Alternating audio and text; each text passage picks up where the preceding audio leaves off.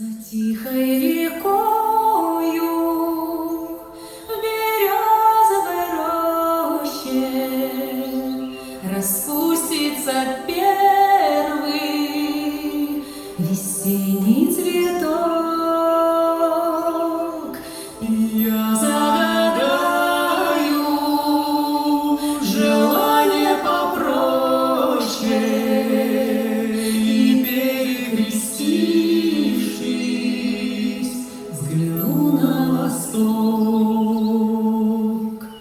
Окрасится небо багряной зарею, и вечное солнце над миром зайдет,